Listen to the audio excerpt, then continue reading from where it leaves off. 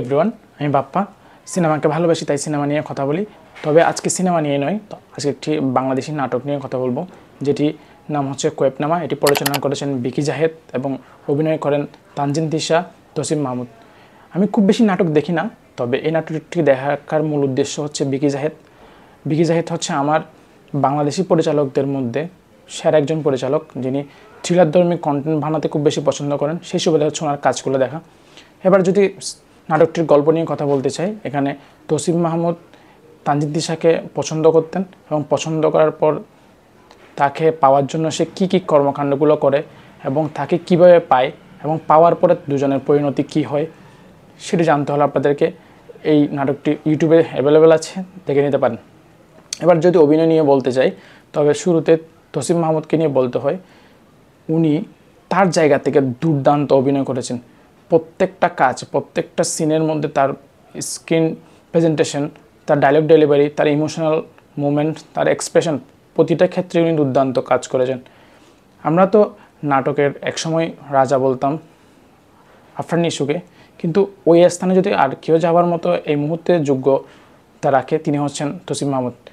উনি এত সুন্দরভাবে তার স্ক্রিন প্রেজেন্টেশন বলার না, আপনি যখন নাটকটি দেখবেন মনে হবে ওই ক্যারেক্টারটা শুধু ওনার জন্যই লেখা। এবার যদি তানজিন তিশাকে নিয়ে বলতে চাই, বরাবরের মধ্যে তানজিন তিশা খুবই সুন্দর অভিনয় করেছেন। তার ইমোশনাল সিনগুলো বলেন, তার ফেসিয়াল এক্সপ্রেশন, তাছাড়া তার যে একটি কিউটনেস এবং একটা ফ্রেশনেস একটা ব্যাপার আছে, সেটা আপনি ভালোভাবে খেয়াল করবেন। তাছাড়া পার্শ্ব চরিত্রে যারা যারা অভিনয় করেছেন তারাও তাদের জায়গা থেকে যতটুকু সম্ভব ভালো কাজই করেছেন, এবং ভিজুয়ালি বলেন, ক্যামেরার কাজ বলেন, এবং ব্যাকগ্রাউন্ড সাউন্ড এবং মিউজিকের কাজও খুবই ভালো হয়েছে।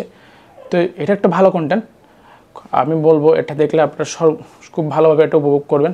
তবে যদি এটা কোনো খারাপ দিক বলতে বলেন, এটা খারাপ দিক বলবো না, তবে এখানে কিছু কিছু সিনকে যদি আপনি একটু বেশি এস্টাবলিশ করতেন, কিছু কিছু মুভমেন্ট অথবা কিছু কিছু সম্পর্ককে যদি একটু গভীরভাবে দেখাতেন, তাহলে একটু ভালো হতো।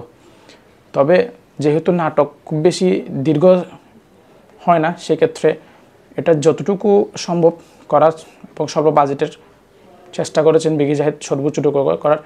সুতরাং আমি আমার দৃষ্টিভঙ্গি থেকে যদি রেটিং করতে বলেন, তাহলে আমি এই নাটকটিকে 4.5 দিব আউট অফ 5-এর মধ্যে।